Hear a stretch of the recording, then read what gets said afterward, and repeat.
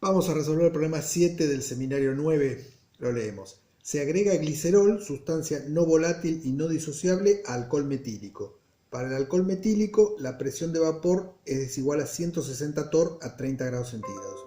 ¿Qué fracción molar de soluto se requiere para descender la presión de vapor a 130 torr a la misma temperatura? Bueno, este problema es, la clave del problema es la ley de Raoult. La ley de Raoult trata sobre las presiones de vapor en soluciones. Tenemos una solución en equilibrio con su vapor. Lo que caracteriza a la solución líquida son las fracciones molares de sus componentes, ¿sí? La fracción molar del componente 1, del componente 2, del componente 3 hasta el componente n. Normalmente las soluciones con las que vamos a tratar en estos problemas tienen dos componentes nada más, pero podrían tener más. Bueno, la solución entonces está caracterizada por las fracciones molares de sus componentes, la solución líquida. Y esa solución está en equilibrio con la fase de vapor, en la cual podemos tener también uno o dos o más componentes, ¿no? Entonces lo que caracteriza la fracción de vapor son las presiones parciales de cada uno de los componentes. La presión del componente 1, la presión del componente 2, etcétera, hasta el componente n. Bueno, la ley de Raoult nos dice que la presión de vapor de cada componente en la solución, la presión del componente I en la solución, es igual a la presión de vapor del componente I puro a esa temperatura por su fracción molar, la fracción molar de ese componente, ¿sí? Entonces, esta P del componente I con el 0 arriba es la presión de vapor del componente I puro a esa temperatura, la presión cuando está puro. Y esta P, la presión del componente I que no tiene el cerito, es la presión del vapor del componente I en la solución a esa misma temperatura. Y esta X es la fracción molar del componente I. Recordemos que las fracciones molares son números sin unidades que van de 0 a 1. Tienen el valor de 1, el máximo valor que puede tener es 1 en el caso de que se trate del componente puro, pero nunca mayor que 1.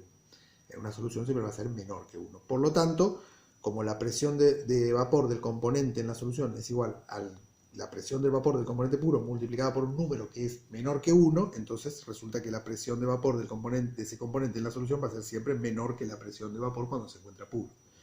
Menor o igual en el caso límite en que no sea una solución, que sea directamente el componente puro. Pero si se trata de una solución, siempre la presión de vapor de ese componente va a ser menor que la presión de vapor cuando esa sustancia se encuentra pura. Bueno, vamos al caso del problema que tiene solo dos componentes. Alcohol metílico, también llamado metanol, y glicerol, que también es conocida como glicerina.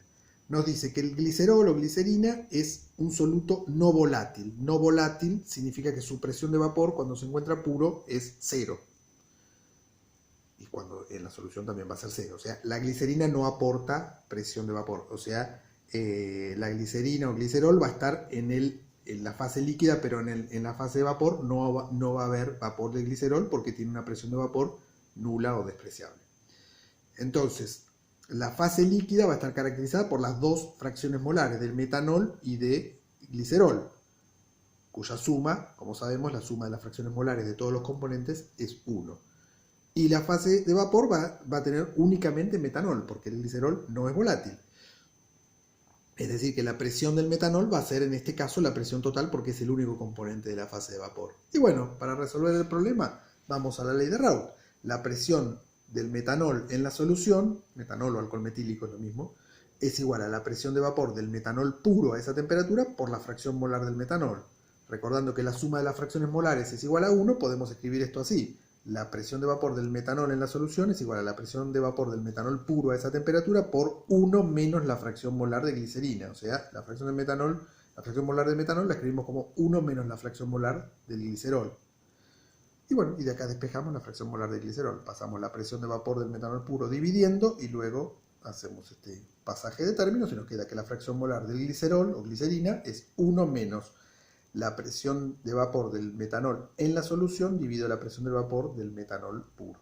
Y reemplazamos por los números. 1 menos 130 es la presión de vapor del metanol en la solución y 160 torr es la presión de vapor del metanol puro a esa temperatura, lo cual nos da que la fracción molar de glicerina tiene que ser de 0,1875.